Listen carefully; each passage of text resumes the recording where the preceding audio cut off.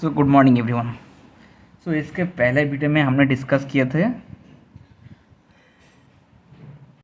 इसके पहले वीडियो में हमने एक थ्योरम किया था जिसको कहते हैं फंडामेंटल प्रिंसिपल ऑफ काउंटिंग, जो इस थ्योरम प्रूफ के लिए थोड़ा सा लगने वाली है। ठीक है,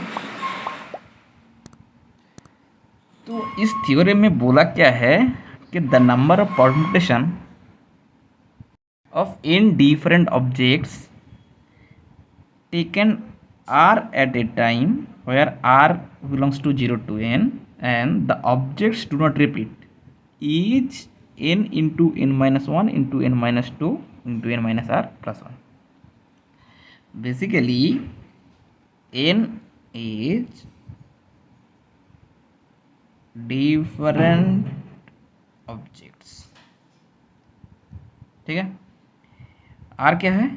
r है टेकन ऑब्जेक्ट्स फ्रॉम एन, और यहाँ पे थर्ड जो बोला है क्या, ऑब्जेक्ट्स डू नॉट रिपीट।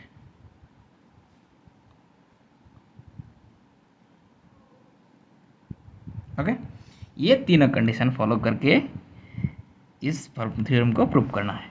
ठीक है, तो बात ये है, एक एग्जांपल के साथ हिसाब से ही दिखा देता हूँ कि अगर n के पास मेरे 4 ऑब्जेक्ट हैं, ठीक है, r उनमें से हमने 3 ऑब्जेक्ट लेके परमुटेशन बनाना है। ठीक है, तो इसके लिए मेरे पास कितना वैकेंट प्लेसेस है? 3 प्लेसेस है, पर टोटल नंबर ऑफ एलिमेंट कितना है? 4 है। ठीक है, तो अगर मैं इनमें से एट ए टाइम कितने ले सकता हूँ? 3 ले सकता हूँ। तो अगर किसी एक वैल्यू को हमने ले लिया तो इस वैल्यू को हम चुनने का कितना वे हो सकता है? 4। ओके, पर अगर इसको हमने ले लिया तो इसके बाद जो सेकेंड गैप है इसको फिल करने के लिए हमें कितना ऑप्शंस है? क्योंकि रिपीटिंग नॉट अलाउड, सो 1 बार, उसके बाद मेरे पास और 3 ऑप्शन है।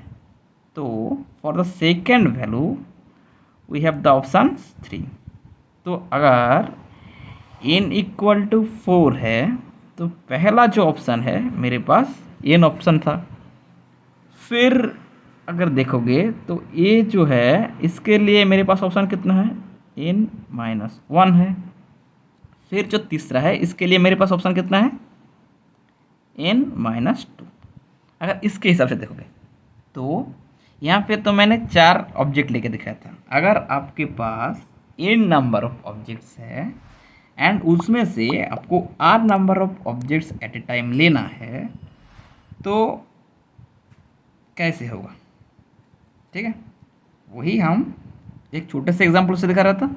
अब n नंबर ऑफ एलिमेंट से हम दिखा रहे हैं a1 2 r। तो पहला जो था यहाँ से मेरे पास नंबर ऑफ वेज कितना है? फर्स्ट वैकेंट को फिलअप करने के लिए n, सेकेंड फिलअप करने के लिए n माइनस 1। सो जो आर्थ एलिमेंट है अगर उसके लिए क्या होगा, ये एक डिफिकल्ट है। देखो आपके पास 4 एलिमेंट था, फिर जो लास्ट एलिमेंट उसके लिए कितना है? n minus 2। That's the way. तो अगर हम ऐसे देखेंगे तो जो आर्थ वैल्यू है इसका क्या होगा? n minus r minus 1।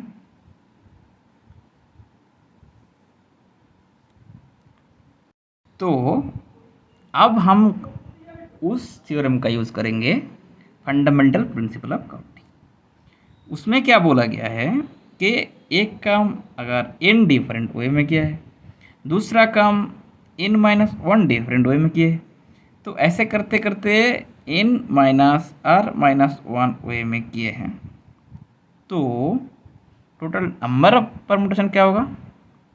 इस सब का मल्टीप्लाई। बेसिकली वो थ्योरम था m different way, n different way and p different way होगा, तो टोटल में क्या आएगा? m n p। P different multiplication हो जाएगा।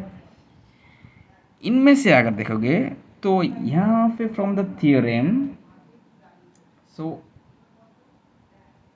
Permutation is basically this.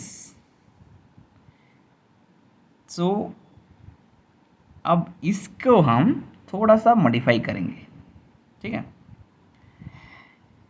n into n minus one into n minus r minus one, इसका अगर करेंगे तो क्या होगा n minus r plus one, ठीक है। समझ में आ गया कैसे किया। अब हम न्यूमरेटर एंड डिनोमिनेटर से एक मल्टीप्लाई करने वाले हैं, कैसे और क्या और क्यों। ये जो पोजीशन है इसके बाद का पोजीशन क्या है n माइनस आर,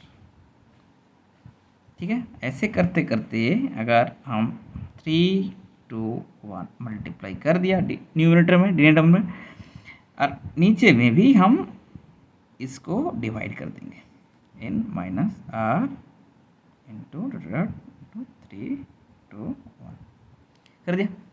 बेसिकली अब एक चीज़ देखोगे, फैक्टोरियल जब मैं बस समझा रहा था तब मैंने बताया था कि अगर n इंटू ये पूरा होगा इसको क्या कहते हैं n फैक्टोरियल, और नीचे जो है n माइनस आर से लेके 1 तक मल्टीप्लाई है तो इसको कहते हैं n माइनस आर का फैक्टोरियल।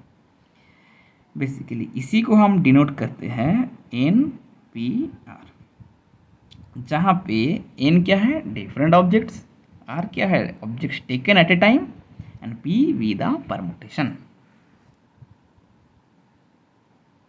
नेक्स्ट जो थ्योरम हम डिस्कस करेंगे उसमें क्या करेंगे, उसमें एक कंडीशन और ऐड होगा।